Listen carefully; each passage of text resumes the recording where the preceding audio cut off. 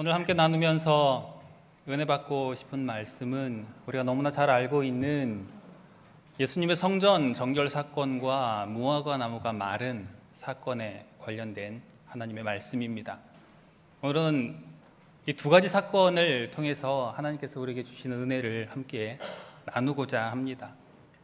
너무나 잘 알고 있는 말씀입니다. 이 말씀이 성경 안에서 어떻게 해석이 되는지, 내포하고 있는 의미는 무엇인지, 그리고 우리의 삶에 어떻게 적용할 수 있는지에 대해서 오늘 본문의 말씀을 통해서 함께 은혜 나누고자 합니다.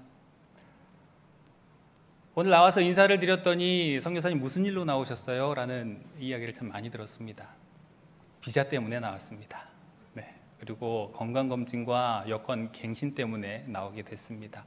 항상 기도해 주시는 기도 덕분에 저희 가족들 평안하게 잘 지내고 있고요. 영적으로 너무나 어두운 곳에서 하나님의 은혜를 경험하면서 지내고 있습니다. 말뿐으로 기도해 주셔서 감사합니다가 아니라 한번 선교지에 나와 보시면 이곳에서 드려지는 기도가 선교지에서 얼마나 큰 힘이 되는지 직접 느끼실 수 있으리라 생각됩니다. 그 기도에 힘입어서 오늘 하나님의 은혜를 함께 나누고자 합니다.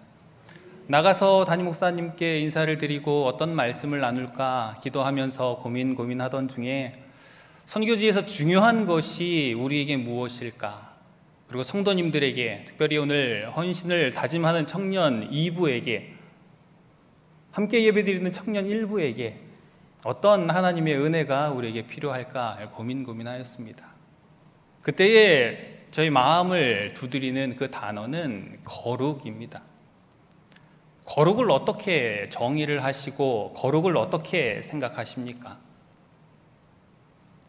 성경의 다양한 언어와 성경의 다양한 어떤 그 사건들이 나옵니다. 거룩이라고 하면 어떤 그냥 점잖이 앉아 있는 것, 말 안 하고 가만히 있는 것, 성경만 보는 것, 이것이 거룩이라고 성경은 말하고 있지 않습니다. 더 나아가서 거룩에 대해서 많은 것을 우리에게 말씀을 하고 있다는 거지요. 먼저는 오늘 본문 말씀의 구체적인 어떤 겉으로 나타난 모습이 어떤 모습인지 한번 살펴보고요. 계속 말씀을 이어나가도록 하겠습니다. 예수님의 성전 정결 사건은 언제 일어난 사건인지 혹시 아시는지요? 예수님이 예루살렘에 입성하시고 둘째 날에 행하신 사건이 바로 이 성전 정결 사건입니다. 예수님의 마지막 공생의 기간 동안에 예루살렘에 입성하셔서 이스라엘 백성들에게 마지막으로 해주고 싶은 그 말씀을 이 행동으로 직접 나타내신 것이 성전 정결 사건이라는 거죠. 하나님의 백성들은 하나님께 나와서 하나님의 백성으로 살기를 열심히 노력합니다. 우리도 그렇고요. 처음 예배 전에 드렸던 찬양, 마지막 찬양이 여호와께 돌아가자인가요? 지금 성가대가 불렀던 찬양의 제목이 뭔지 기억하십니까? 우리를 사용하소서. 돌아가고 사용하는 데에 전제되는 조건이 있습니다. 그것이 바로 거룩입니다. 말씀을 이어가기 전에 질문 한 가지 드리겠습니다. 사랑하는 우리 성도님들은 거룩하신지요? 이 말씀을 제가 말씀 중후반에 가서 다시 할 겁니다. 그때는 제가 말씀을 빗대어서 성경을 가지고 와서 여쭤볼 것입니다. 잘 한번 생각해 보시고 내가 하나님 앞에서 거룩한 삶을 살고 있는 사람인지 스스로 자문해 보시는 사랑하는 우리 남부민중앙교회 성도님들 다 되시기를 바랍니다. 오늘 말씀을 계속해서 보시면 예수님께서 이스라엘 백성들에게 하고 싶은 말씀이 있으신 거예요. 성전에 들어가셔서 제일 처음 했던 것이 매매하는 자들, 비둘기를 팔고 돈을 환전하는 사람들의 상을 엎어버리셨다는 거죠. 이것이 어떤 예수님의 퍼포먼스였을까요? 예수님께서 이 일을 어디에서 행하셨는지요? 이방인의 뜰에서 했지요. 성전에 딱 들어가서 이방인의 뜰이라는 것이 있지 않습니까? 이방인들은 성전 더 안쪽으로 들어갈 수가 없잖아요. 그러니까 이방인들만 모여서 성전 안에서 예배할 수 있는 장소가 있는데 그곳에서 어떤 그 환전을 하고 짐승들을 매매하는 일들을 했다는 거죠. 하나님께 예배하기 위해서 들어갔는데 예수님 눈에 처음 들어온 모습이 이 모습이었다는 거예요. 그러면서 뭐라 말씀하시죠? 13절에 하나님의 집은 기도하는 집이라 일컬음을 받아야 하는데 너희는 강도의 소굴을 만든다.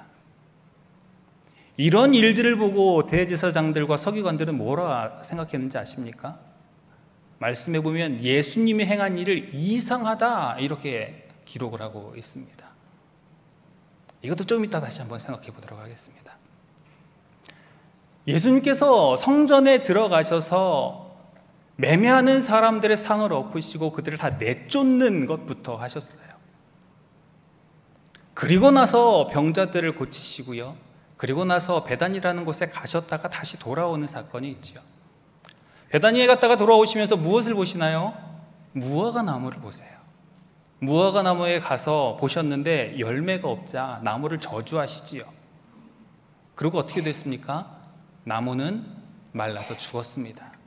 물론 마가복음하고는 시간적인 차이가 있습니다. 마태복음은 주제별로 기록을 했고 마가복음이 시간별로 기록을 했다고 하지요. 그러나 오늘 말씀 마태복음에 나와 있는 말씀을 주제로 해서 말씀을 계속 나누고자 합니다.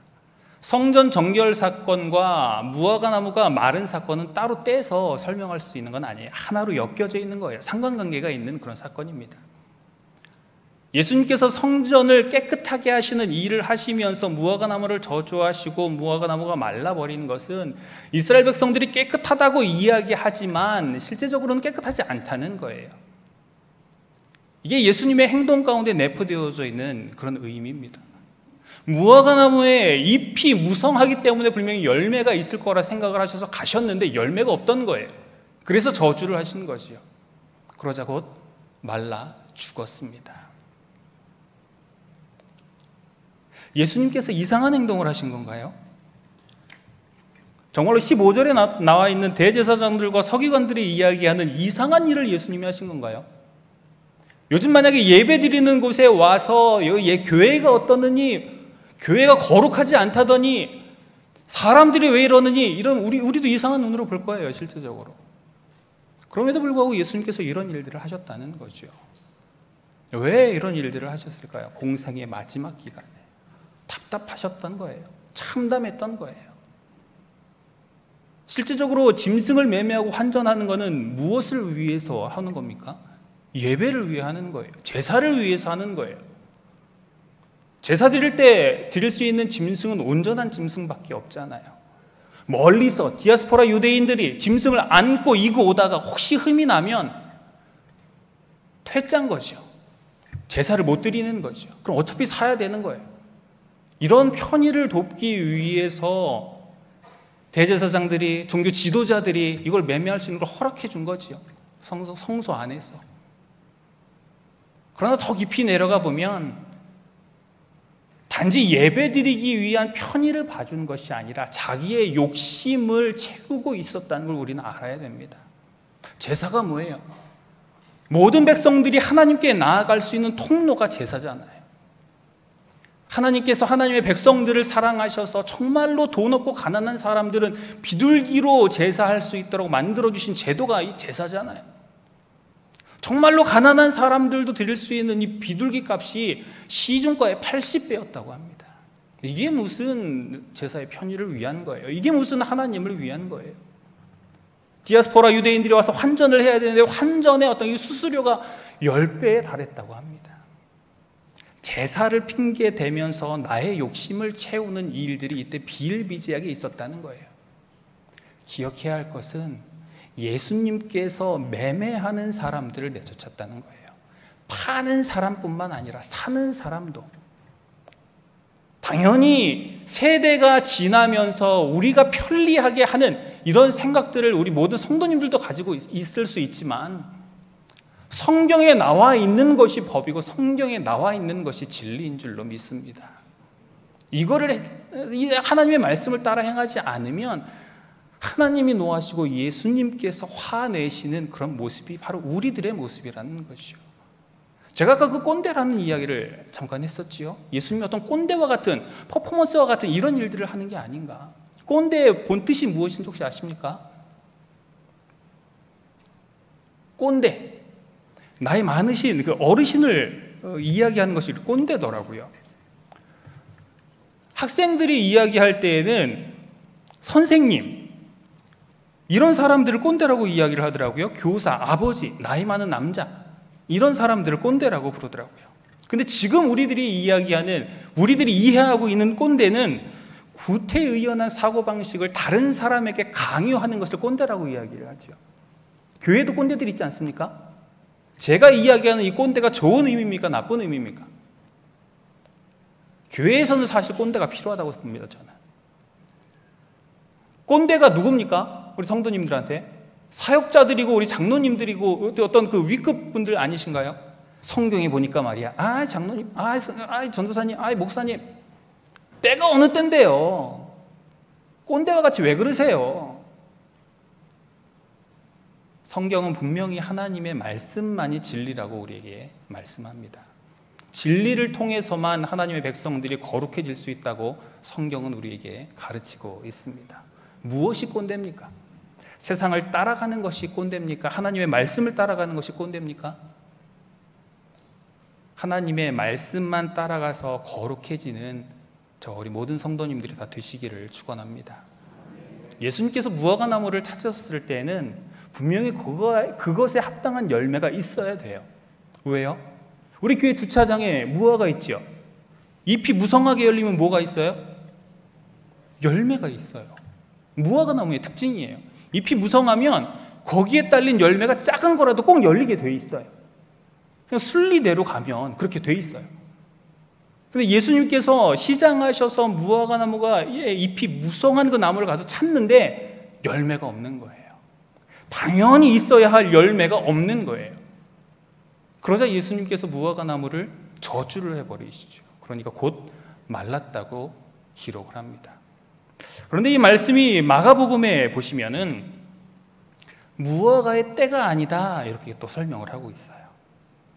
실제적인 온전한 열매를 맺을 때는 아니에요. 그러나 무화과 나무 잎이 무성했을 때는 작은 열매라도 맺혀 있다는 거예요. 이 말씀도 사실 우리에게 얼마나 은혜가 되는 말씀인지 모릅니다. 예수님께서 우리에게 찾아와서 열매를 구하세요. 열매를 구할 때에 완전한 열매만을 구하지 않는다는 거죠. 네가 열매를 맺었어? 어떤 열매든지 네가 열매를 가지고 있어? 잘했어. 예수님이 이렇게 말씀하신다는 거예요. 너 온전한 열매 맺지 않았어? 넌 땡이야. 넌 지옥이야. 넌 유업 없어. 기업 없어. 넌 지옥이야. 이게 아니라는 거예요. 하나님의 백성이 세상 살아갈 때에 어떤 열매든지 맺게 되면 하나님은 그걸 기뻐하신다는 거예요. 어떤 열매를 맺고 계십니까, 우리 성도님들? 거룩에 대해서 제가 말씀을 드렸습니다. 우리 성도님들 거룩하냐고. 레위기 11장 45절 말씀에 보면 나는 너희 하나님이 되려고 너희를 애굽 땅에서 인도하여 낸 여호와라. 내가 거룩하니 너희도 거룩할지어다 라는 말씀이 있고요. 레위기 19장 2절 말씀에 너희는 거룩하라. 이는 나 여호와 너희 하나님이 거룩함이니라 고 이야기를 합니다. 거룩이라는 단어를 히브리어로 찾아보면 카다쉬라는 단어가 있는데요. 이 뜻이 무엇이냐면 깨끗하다, 분리되었다, 거룩, 어떤 구별되었다는 이런 뜻이 바로 이 거룩이라는 뜻이에요. 하나님의 백성이, 하나님 앞에서 하나님의 백성이 이 세상에서 살아가야 할 때 우리가 어떤 모습이냐면 거룩을 요구하셨다는 것은 세상과 분리되고 죄와 구별되는 그런 삶을 우리들에게 요구하셨다는 거지요. 우리 성도님들 거룩한 삶을 살고 계십니까? 레위기 19장 말씀에 보면은 거룩에 대한 세부적인 내용이 나옵니다. 거룩은 단지 성경만 보고 있다고 하여서 거룩이라고 말씀하지 않습니다. 레위기 19장 말씀에 보면 너희가 말씀에 순종하면 행함으로 그것이 꼭 나타내야 된다고 성경이 분명히 기록하고 있습니다. 너희가 이렇게 살아야, 너희가 이렇게 행동해야, 너희가 이렇게 순종해야 이게 거룩이라고 성경은 우리에게 분명히 말씀합니다.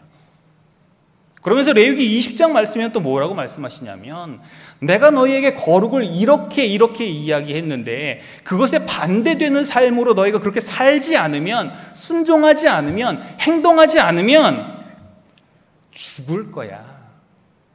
죽임당할 거야. 레위기에 분명히 그렇게 기록되어져 있습니다. 레위기 19장과 20장 말씀을 보시면서 내가 정말로 하나님 앞에서 거룩한 백성인가? 내가 하나님의 이름으로 거룩하게 살고 있나? 스스로를 점검해 볼 수 있는 우리 모든 성도님들 다 되시기를 바랍니다.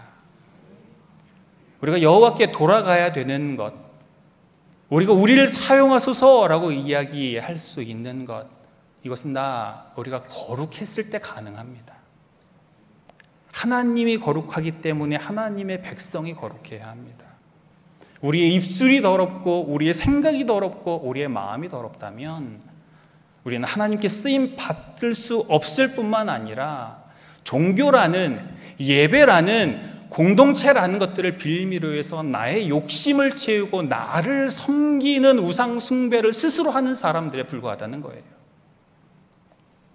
거룩해라는 이 말씀은 믿음과 순종과 열매도 동반합니다. 예수님의 성전 정결 사건이 거룩이라면 뒤따라 나오는 무화과 나무의 비유는 우리의 믿음과 순종과 열매까지도 요구하고 있다는 것을 우리는 분명히 알아야 합니다. 우리가 하나님 앞에 거룩한 삶을 살고 있습니까? 우리가 하나님 앞에 거룩한 삶을 살고 있다는 것은 하나님만이 나의 창조주시요 예수 그리스도만이 나의 구원자이심을 고백하는 믿음이 우리에게 있어야 한다는 거죠. 그런 믿음의 삶을 살고 있냐는 겁니다. 이런 믿음의 삶을 살 때에 오늘 오전에 목사님께서 말씀을 전하신 것처럼 하나님의 말씀대로 순종하는 삶을 살고 계시느냐는 거죠. 만약에 우리에게 거룩한 삶이 있고 믿음이 있고 순종이 있다면 열매는 자연스럽게 따라와야 된다는 겁니다. 그렇게 믿으십니까? 내가 거룩하다고, 우리 성도님들이 거룩하다고 믿으십니까? 이 믿음에, 이 우리 스스로의 질문에 제가 답할 수 있는 성경 구절을 제가 말씀드리도록 하겠습니다. 갈라디아서 5장 16절부터 24절까지의 말씀을 우리가 같이 한번 읽어보도록 하겠습니다. 시작.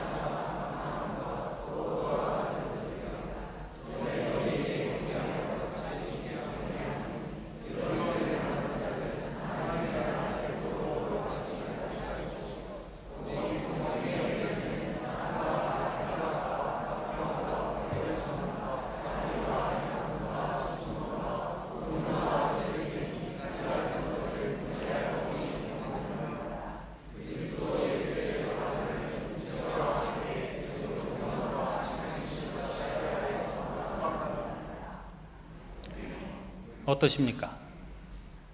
거룩한 삶을 살고 계시는지요? 믿음의 삶을 살고 계시는지요? 순종과 열매의 삶을 살고 계시는지요?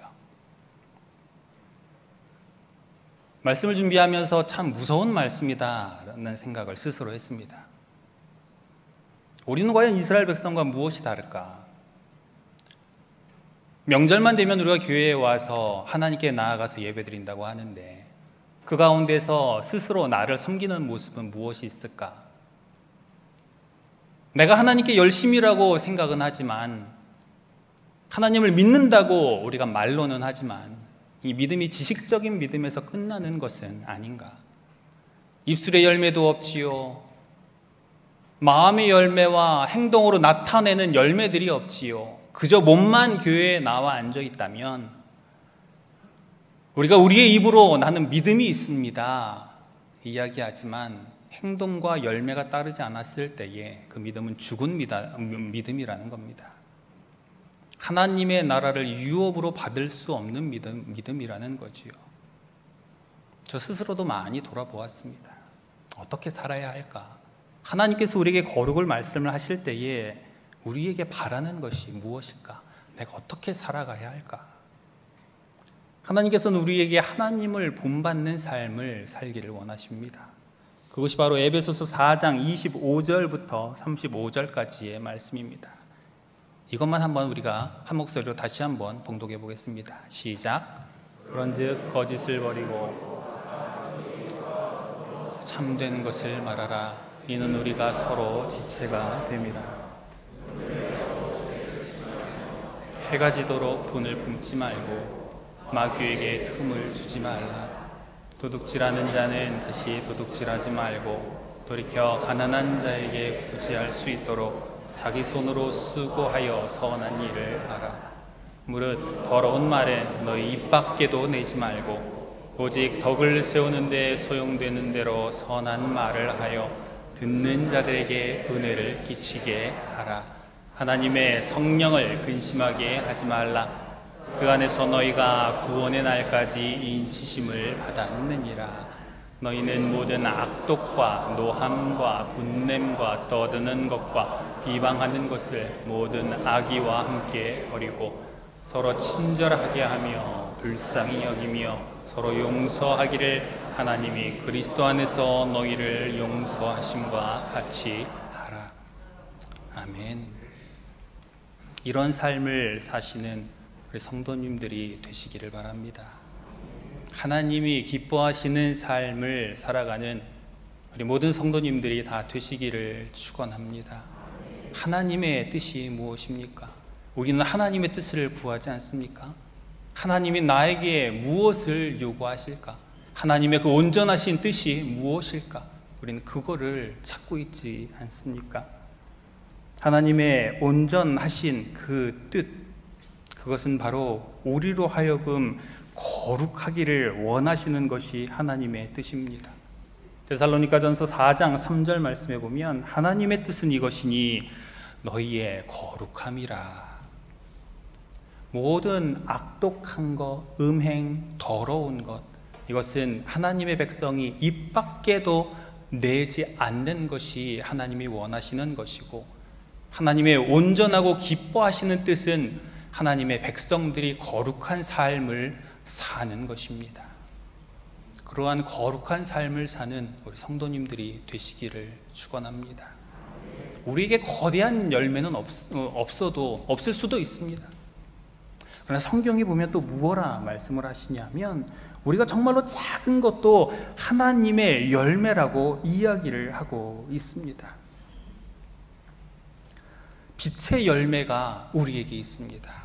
빛의 열매는 무엇입니까? 모든 착함과 의로움과 진실함이 빛의 열매라고 합니다. 우리 성도님들 착하십니까? 의로우십니까? 진실하십니까? 이것도 열매예요. 근데 이거는 어둠의 자녀가 빛의 자녀가 되었을 때에 빛이 드러낼 수 있는 작은 열매인 거예요. 우리가 더 나아가서 해야 하는 것은 거룩의 삶이라는 거죠. 예수님께서 공생의 마지막 주간에 둘째 날에 성전을 깨끗하게 하시면서 이스라엘 백성들에게 알려주고 싶었던 그 말씀이 바로 너희 하나님의 백성이잖아. 하나님의 집에서 제사가 이루어져야 하고 예배가 이루어져야 하는데 너희는 그걸 핑계 삼아서 너희 욕심 채우고 있잖아. 이거 말씀하시는 거예요. 거룩해야 할 하나님의 백성들이 자기의 이익을 차리고 있으니까 또 하나님께 돌아가야 되잖아. 또 하나님 일해야 되잖아.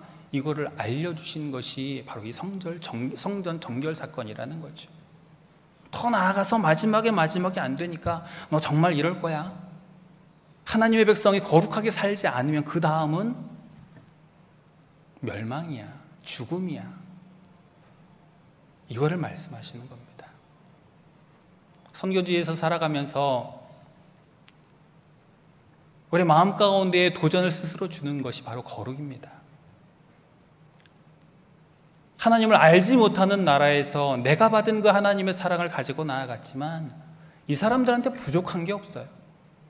영적으로 뼛속까지 불교인인 거예요. 그러면서 우리가 걱정하는 것은 이러면서 전도되는 사람들이 도리어 많이 있겠다. 선교가 안 되고 전도가 안 돼서 쓰러지는 사람들이 더 많겠다. 실제로 있기도 하고요. 그런 모습을 통해서 내가 거룩해져야지. 내가 하나님을 따라가는 삶을 살아야지. 내가 하나님이 기뻐하신 뜻대로 살아가야지. 이런 도전이 정말로 많이 됩니다. 서두에도 말씀드렸듯이 이런 힘을 낼 수 있도록 도와주시는 것이 바로 우리 성도님들의 기도입니다. 한국에서 드려지는 이 기도가 태국에 있는 선교지까지 전달이 돼요. 우리 목사님이 항상 새벽 예배 시간마다 축도 때마다 선교지를 위해서 기도하시는 그 기도의 소리를 저희가 듣고 얼마나 힘이 되고 위로가 되어지는지 모릅니다.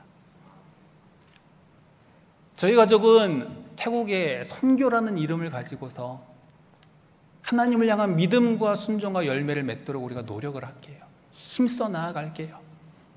우리 성도님들은 성도님들이 계신 이곳에서 하나님께 받은 그 믿음, 사랑, 은혜, 이것을 순종과 열매로 나타내시는 우리 성도님들이 되시기를 축원합니다. 우리가 믿음 있고 의심하지 아니하면 우리가 거룩하게 살 수 있어요. 우리에게 믿음이 있고 의심하지 않으면 순종하면서 열매 맺는 삶을 살 수 있는 줄로 믿습니다. 성경이 진리예요. 진리로 우리를 거룩하게 할 수 있대요. 이 말씀에 힘입어서 정말로 거룩한 삶을 살아내는 저와 우리 모든 성도님들이 다 되시기를 예수님의 이름으로 축복합니다. 마지막으로 제가 한 가지 더 도전드리고 싶은 말씀은 사도 바울이 믿음의 사람들에게 고린도후서 13장 5절 말씀에 이렇게 말씀합니다. 너희는 믿음 안에 있는가 너희 자신을 시험하고 너희 자신을 확증하라. 예수 그리스도께서 너희 안에 계신 줄을 너희가 스스로 알지 못하느냐. 그렇지 않으면 너희는 버림받은 자니라. 우리에게 믿음이 있다고 생각하십니까? 우리가 거룩한 삶을 살고 있다고 생각하십니까?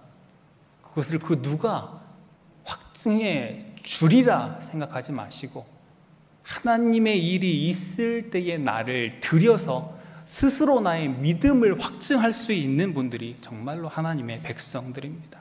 스스로 시험해 보라고 합니다. 하나님의 일에 대한 시험입니다. 교회에 분명히 여러 가지 일들이 많이 있습니다. 하나님의 일들도 많이 있습니다. 선교지 나가는 일들도 있습니다. 나의 믿음이 어떤지 궁금할 때에, 정말로 내가 믿음의 사람인가 궁금할 때에 나의 믿음을 스스로 시험하고 확증함으로 말미암아 나는 정말로 하나님의 사람이라는 것을 스스로 확인하시고 기쁨으로 하나님의 나라를 기대하는 우리 성도님들이 되었으면 좋겠습니다. 이제 우리가 언제 또 만날지 모르겠습니다. 그때 만날 때에는 선교지에서 저의 믿음의 삶을 다시 한번 나누도록 하겠습니다. 우리 성도님들은 이곳에서 사시면서 맺으셨던 그 열매들이 어떤 것이 있는지 나중에 다시 만났을 때에는 그 은혜를 나누면서 우리 하나님이 이런 하나님이고 내 믿음은 이런 믿음이고 내가 받은 것은 이런 것이 있다라는 것, 이런 믿음의 고백들이, 은혜의 나눔들이 우리에게 있어지기를 소망합니다.